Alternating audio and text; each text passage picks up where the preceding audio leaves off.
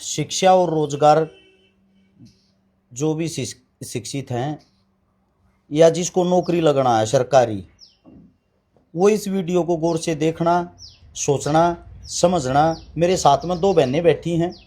वो बहन बैठी हैं, जब पहली क्लास में हमारा बच्चा पढ़ने के लिए जाता है, उनका सपना होता है कि मैं भी ऐसे ऐसे टेस्ट पास करूँगा, इस प्रकार की पढ़ाई करूँगा। दोनों जो बहनें हैं जिनका कद पढ़ाई के मामले में काफ़ी ऊंचा है, और इस हमारे हरियाणा के हालात कैसे हो रहे हैं आप लोगों के सामने दिखाऊंगा। वो इसलिए क्योंकि देखो, आप लोगों को बता देता हूं, जो पत्रकार साथी हैं वो अलग अलग प्रकार के मुद्दों में बिजी रहते हैं। नेता मंत्री हैं, उनके पास समय ही नहीं है शिक्षा को लेके।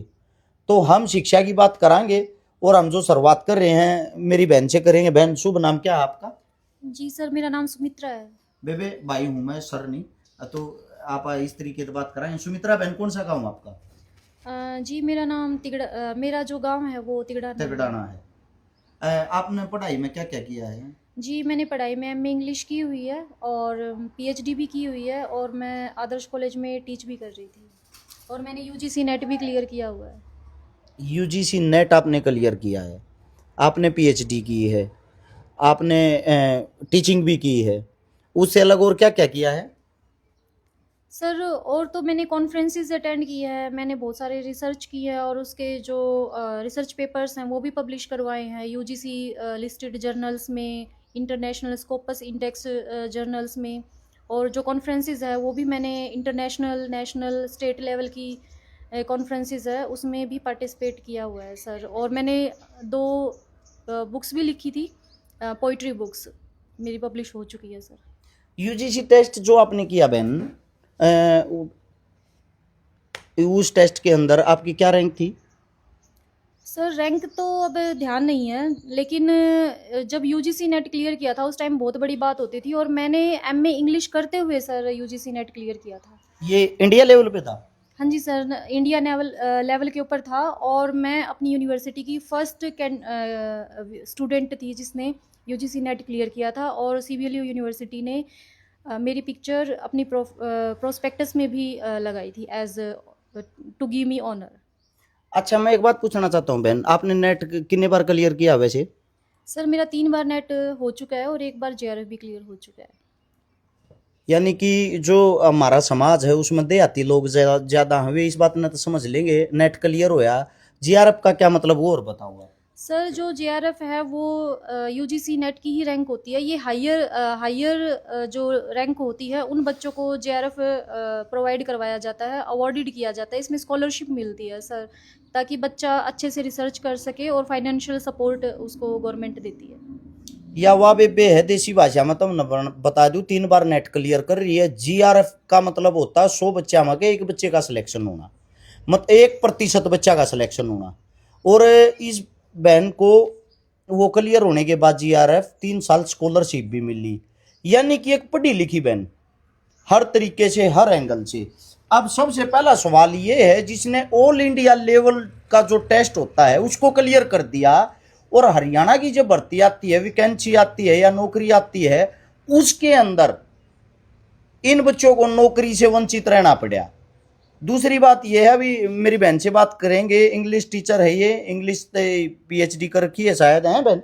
हाँ, मैं सबमिशन पे हूँ अभी। मैंने कंप्लीट तो नहीं किया, लेकिन मैंने सबमिट करवा दी अपनी सिनॉप्सिस। अच्छा बेबे, मैं एक बात पूछना चाहूँ, कौन सी भर्ती थी अब जिसके अंदर आप लोगों का सिलेक्शन हुआ है, और सिलेक्शन होने के बाद भी नौकरी नहीं मिली? क्या कारण था, ऐसा बता सकते हो थोड़ा?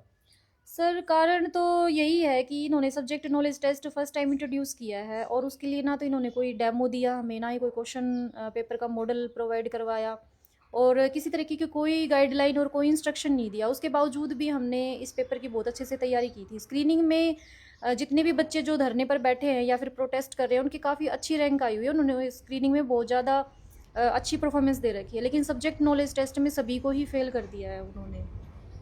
अब दूसरी बेबे तो और थोड़ी बात कर लें। बेबे, आपके पास तो माइक, आप तो वहीं तो बोल लोगे। आपका शुभ नाम?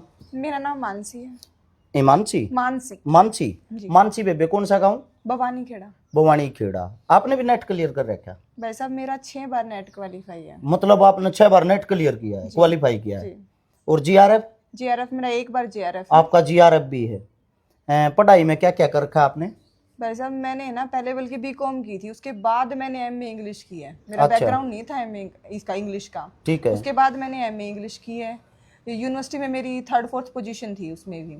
ठीक है। उसके बाद मैंने नेट की तैयारी शुरू की। 6 बार मेरा नेट हुआ, फिर मेरा जेआरएफ हुआ। जेआरएफ में मेरी रैंक थी। पीएचडी मैंने शुरू की। और इसके बाद अब जब हरियाणा में एचपीएससी की वैकेंसी आई थी तो इसमें जो प्री था ना, उसमें मेरे 100 में से 91 नंबर थे लगभग। ये था एक सेकंड बहन, दोबारा से बताना। 100 में कितने नंबर थे आपके? 91 नंबर 91 नंबर जी। ठीक है। तो उसमें हरियाणा में 6ठी पोजीशन थी इंग्लिश में मेरी। आपकी? हाँ। ठीक है। फिर उसके बाद हमारा हुआ स्क्रीनिंग, जो रिटर्न का लिखने वाला पेपर पेपर है। हाँ। तो उसमें जब हम देते हैं तो हमें पता लगता है कि भी एक 35% का क्राइटेरिया था और हम उसको पार नहीं कर पाए, इस वजह से हम सबको बाहर कर दिया गया। हम इंटरव्यू तक नहीं पहुंच पाए उसमें। एक सेकंड, आपकी बात को यहीं रोकूंगा। जो भी इस वीडियो को देखते हैं, सबसे बड़ा मुद्दा, सबसे बड़ी बात यह है, जिनने जो पास में दोनों बहन बैठी हैं, फिलहाल मानसी बहन की बात कर लेते। ऑल इंडिया जो टेस्ट होता है जिसको नेट बोलते हैं, 6 बार क्लियर कर चुकी हैं, जिसमें 1 बार जीआरएफ भी क्लियर किया है। यानी कि ऑल इंडिया में जो 1% बच्चे होते हैं उनमें गिनती थी इस बहन की। और एक हरियाणा लेवल का टेस्ट, उसमें 35% की जो कंडीशन बना रखी थी, उसमें ये गुड़िया फेल होगी। फेल कर दिया है इनको। सोचने का विषय ये है, ऑल इंडिया लेवल पे जो बच्चा 6 बार नेट क्लियर कर देता है, नेट क्लियर करने के बाद पहली बात तो आप उनका कौन सा टेस्ट लेते हो, और फिर वो नेट क्लियर करने का महत्व ही क्या रह गया। उसके बाद भी आप दोबारा से टेस्ट लेते हो और उस टेस्ट में उस बच्चे को फेल कर देते हो जो पूरे ऑल इंडिया में 1% में जिनकी गिनती आती है। सबसे बड़ी हद की बात, सबसे बड़ी धांधली तो यही है। दूसरी बात यह है, सरकार अगर कहीं सुन रही हो या सरकार नहीं सुन रही हो, सरकार तक हमारी आवाज नहीं पहुंच रही हो, तो मेरी जितने जो साथी हमारे साथ जुड़ रहे हैं, जो हमारे तो प्यार कर रहे हैं, उनसे एक बात कहना चाहूंगा। इस देश का, इस हरियाणा का जो सबसे बड़ा मुद्दा है वो यो है, शिक्षित जो बच्चे हमारे पास में बैठे हैं, ये वो बच्चे हैं ग्रुप डी 4th क्लास लगने वाले नहीं, जिनकी ए बी कैटेगरी होती है, जो अफसर टाइप की नौकरी लगते हैं। उन बच्चों के भी ये हालात हो गए हैं। शिक्षा के बाद, नेट क्लियर करने के बाद, हर चीज में पोजीशन आने के बाद भी उनके लिए रोजगार नहीं है। अब मानसी बहन, मैं आपसे ये पूछना चाहता हूं, इस बहन की तो एक बात सुन के मुझे बड़ा दुख हुआ। ये पीएचडी करने, कहाँ पीएचडी कर रहे थे आप? पंजाब? मैं पंजाब से कर रही थी। पंजाब से पीएचडी कर रही थी। इनको लगा कि अब तो नौकरी लग चुके हैं। जब नौकरी लग चुके हैं तो अब पीएचडी का क्या करना, छोड़ो ना।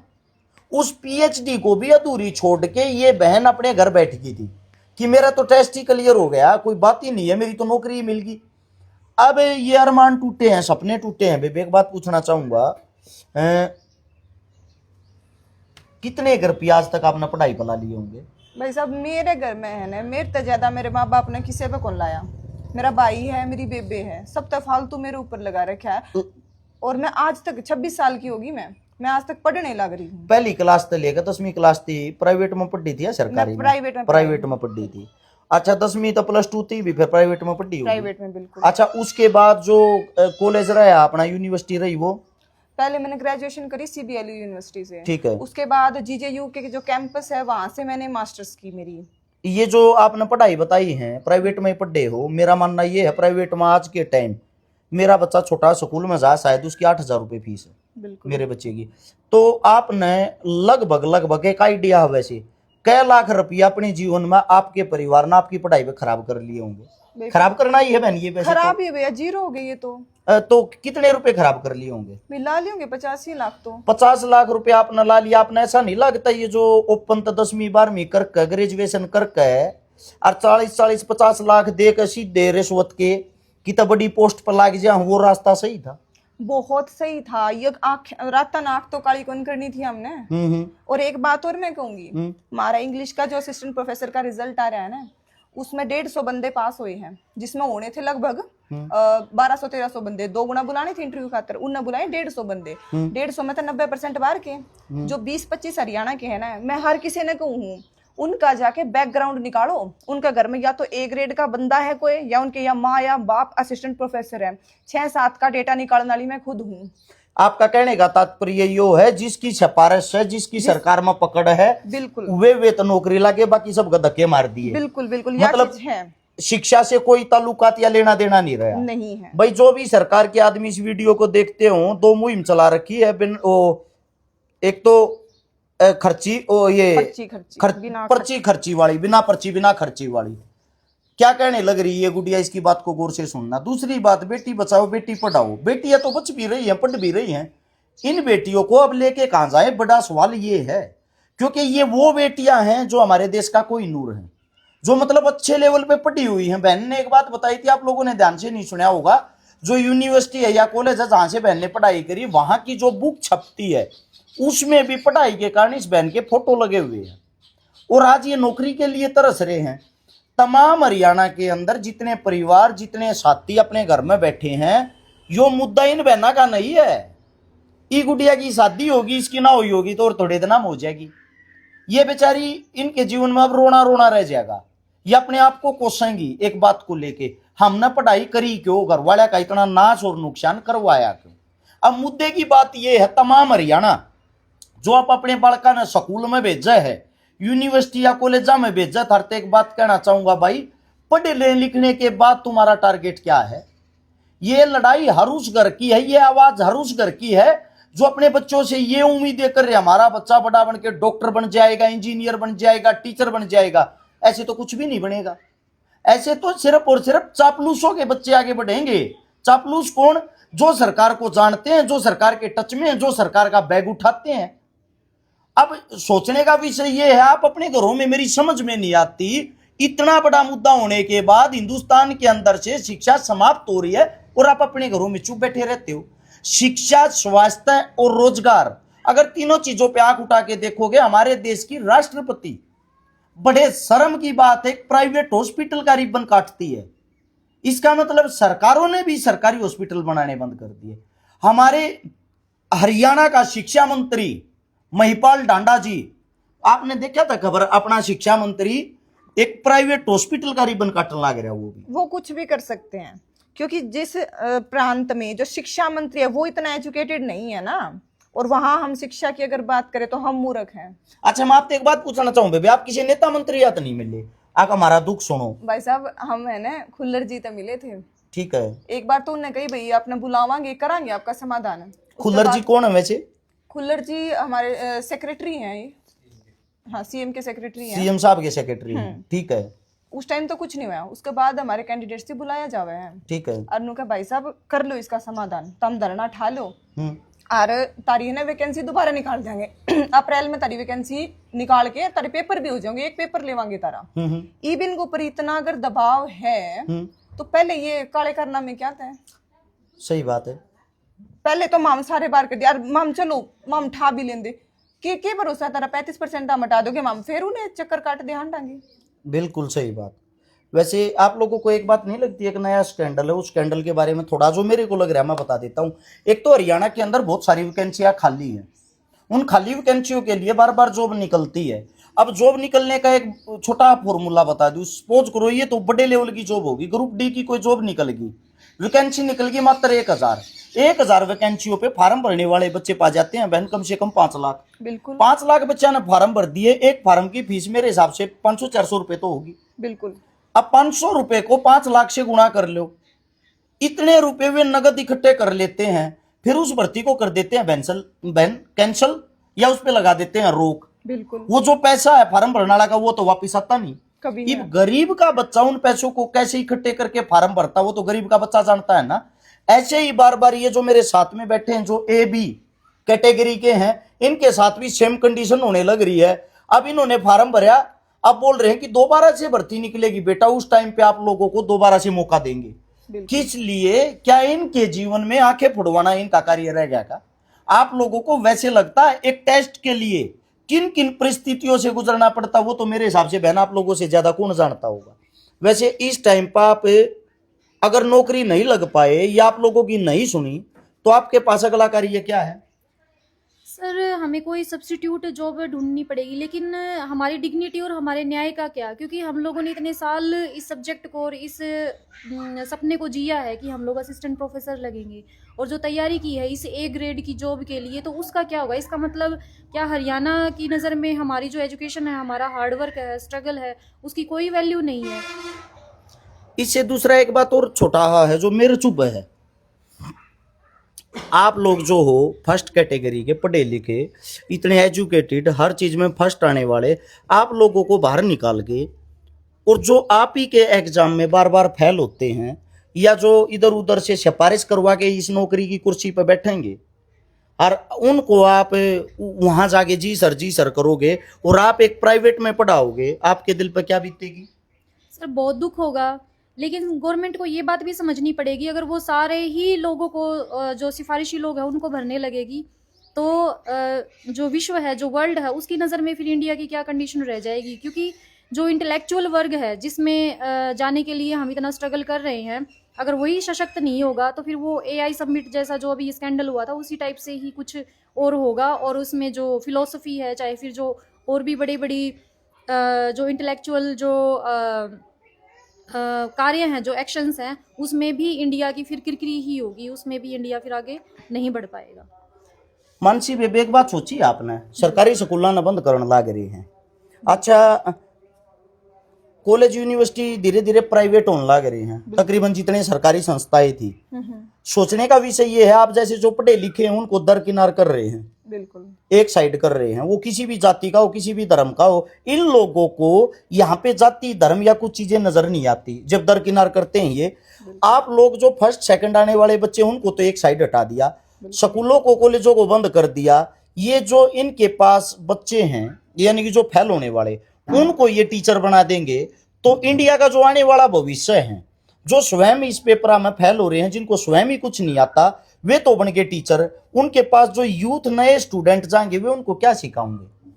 भाई सब बात ये है, अपना आसपास भी आप देख पावा इस चीज ने, भाई कम पढ़े लिखे लोग हैं, उन आप किसी तरीका गुमराह कर दो, कौन से धर्म के किसी भी पार्टी के झंडे ठुआ दो, तारा पीछे पीछे बाजेंगे, 100 रुपये दोगे वो सारा दिन तारा गैल हांडेंगे, यो वो काम चाहिए भी न। पढ़ी लिखे टीचर्स नहीं होंगे, ज्यादा क्वालिफाइड नहीं होंगे, उन्हें मेहनत का मतलब नहीं बेरा, वे अपने स्टूडेंट्स ने क्या सिखाओगे, यही चीज वे अपने स्टूडेंट्स ने सिखाओगे, भाई नू चल रहा है, यह चीज की जरूरत है पढ़ने की।